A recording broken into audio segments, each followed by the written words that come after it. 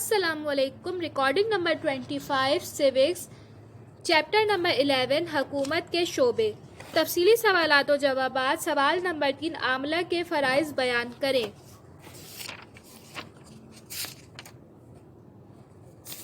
Heading آئے گی عاملہ کے فرائض۔ عاملہ کے فرائض و اختیارات حسب ذیل ہیں۔ پہلا، انتظامی فرائض۔ عاملہ کا سب سے اہم فرض قوانین کا نفاذ کرنا ہے، عدلیہ کے فیصلوں کو عملی جامہ پہنانا ہے۔ جمہوری ممالک میں عاملہ بہت سارے ایسے فرائض بھی سر انجام دیتی ہے جس کا مقصد محض قانون کا نفاذ نہیں ہوتا بلکہ اس کا مقصد عوامی فلاح و بہبود ہوتا ہے، مثلاً تحقیقی سینٹر، اسکول اور اسپتال قائم کرنا، مواصلات، زراعت، تعلیم، صحت عامہ وغیرہ کی دیکھ بھال کرنا وغیرہ۔ پوائنٹ نمبر 2 دفاعی فرائض۔ اس فرض کا تعلق جنگ اور مسلح افواج کی کمان سے ہے۔ بعض ممالک میں عاملہ کو اعلان جنگ کا بھی اختیار دیا گیا ہے۔ برطانوی عاملہ اعلان جنگ کر سکتی ہے۔ امریکہ میں عاملہ کو اعلان جنگ کے لیے کانگریس یعنی مقننہ سے منظوری لینی پڑتی ہے۔ جنگی حالات میں عاملہ کے اختیارات میں بے پناہ اضافہ ہو جاتا ہے۔ عاملہ شہریوں کے بنیادی حقوق تک معطل کر سکتی ہے۔ ہنگامی حالات میں پورے ملک میں یا ملک کے کسی حصے میں مارشل لاء نافذ کر سکتی ہے۔ پوائنٹ نمبر 3 سفارتی فرائض۔ سفارتی فرائض کا تعلق خارجہ امور سے ہوتا ہے۔ غیر ممالک سے تعلقات قائم کرتے وقت عاملہ اپنے ملک کی نمائندگی کرتی ہے۔ سفیروں، ہائی کمشنروں، کونسلروں اور دیگر سفارتی عملے کا تقرر عاملہ ہی کرتی ہے۔ عاملہ دوسرے ملک سے تجارتی اور دفاعی معاہدے بھی کرتی ہے۔ پوائنٹ نمبر 4 قانون سازی کے فرائض۔ قانون سازی بنیادی طور پر مقننہ کا کام ہے، مگر موجودہ جمہوری ریاستوں میں عاملہ بھی قانون سازی میں شریک ہو گئی ہے۔ پارلیمانی طرز حکومت میں قانون سازی میں عاملہ کا حصہ صدارتی طرز حکومت کی نسبت زیادہ ہے۔ پارلیمانی طرز حکومت میں عاملہ قانون سازی کے سلسلے میں مقننہ کی رہنمائی کرتی ہے، جبکہ صدارتی نظام حکومت میں عاملہ براہ راست تو مقننہ کے قانون سازی کے امور میں مداخلت نہیں کرتی، لیکن صدر بوقت ضرورت آرڈیننس جاری کر سکتا ہے۔ امریکی صدر مقننہ کے بنائے ہوئے قانون کو ویٹو بھی کر سکتا ہے۔ پوائنٹ نمبر 5 مالیاتی فرائض۔ سرکاری مالیات سے متعلق بھی عاملہ اہم فرائض سر انجام دیتی ہے۔ عاملہ کا (اوپن) محکمہ مالیات (کلوز) مالیاتی امور کا ذمہ دار ہوتا ہے۔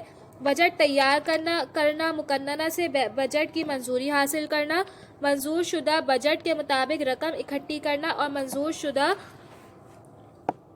مدوں پر خرچ کرنا اور آمدنی اور خرچ کا باقاعدہ حساب کتاب رکھنا عاملہ کے فرائض میں شامل ہے۔ پوائنٹ نمبر 6 عدالتی فرائض۔ عاملہ بعض عدالتی فرائض بھی سر انجام دیتی ہے۔ سربراہ مملکت مجرموں کی سزا کم یا معاف کر سکتا ہے۔ علاوہ اس کے عاملہ کا (اوپن) محکمہ قانون و انصاف (کلوز) عدلیہ کے نظام کی نگرانی کرتا ہے۔ پوائنٹ نمبر 7 انتظامی عدل۔ موجودہ زمانے میں بعض ممالک میں انتظامی عدالتوں، جسے انگلش میں ایڈمنسٹریٹو کورٹ کہتے ہیں، کا قیام بھی عمل میں آیا ہے۔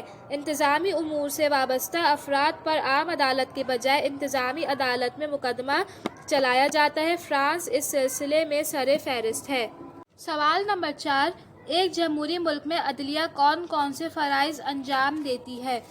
ہیڈنگ آئے گی عدلیہ کے فرائض۔ عدلیہ کے اہم اختیارات و فرائض حسب ذیل ہیں۔ ہیڈنگ نمبر 1 قانون کی تشریح و توضیح۔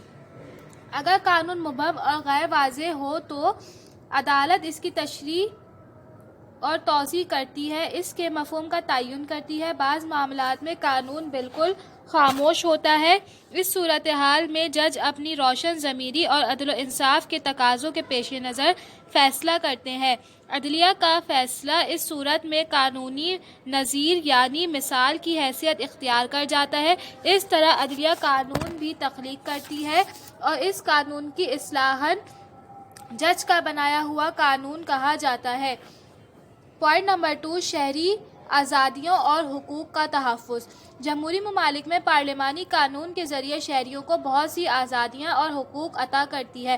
اگر فرد، جماعت یا انتظامیہ ان حقوق میں مداخلت کرے یا ان کو غصب کرنے کی کوشش کرے تو عدلیہ اسے ایسا کرنے سے روک سکتی ہے۔ پوائنٹ نمبر 3، مقدمات کے فیصلے۔ شہریوں کا اپنے درمیان یا شہریوں اور حکومت کے درمیان کئی تنازعات ہوتے ہیں۔ جب یہ تنازعات عدالت کے سامنے پیش کیے جاتے ہیں تو عدالت انصاف کے تقاضوں کو پورا کرتے ہوئے فیصلہ دیتی ہے۔ پوائنٹ نمبر 4، بنیادی حقوق کا تحفظ۔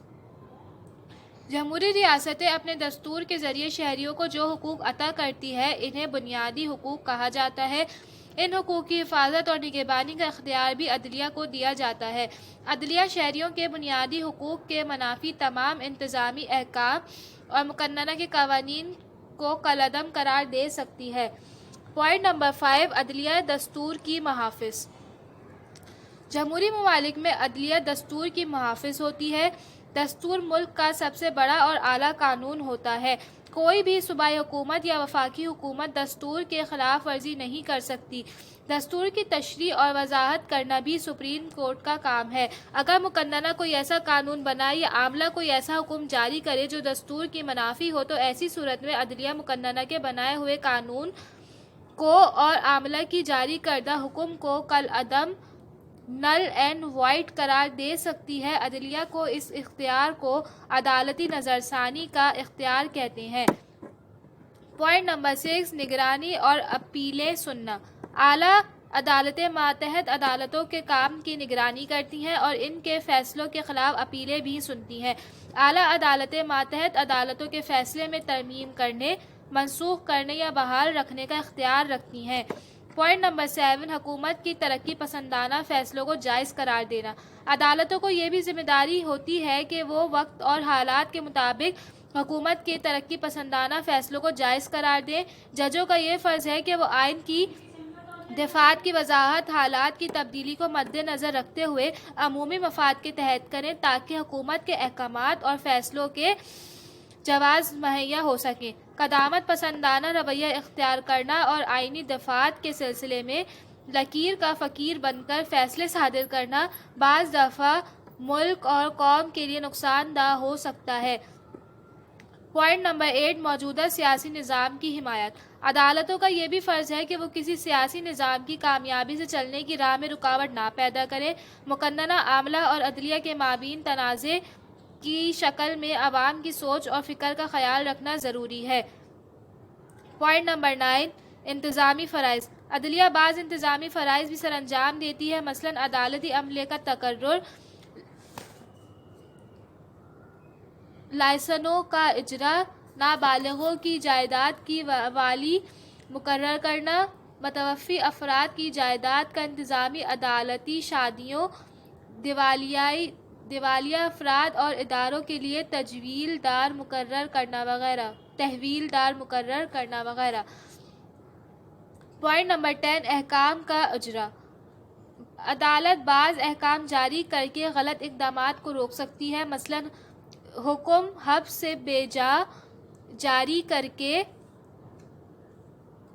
غیر قانونی قید بند کو ختم کر سکتی ہے، حکم امتناعی کے ذریعے کسی فیصلے یا حکم کو غیر قانونی قرار دے کر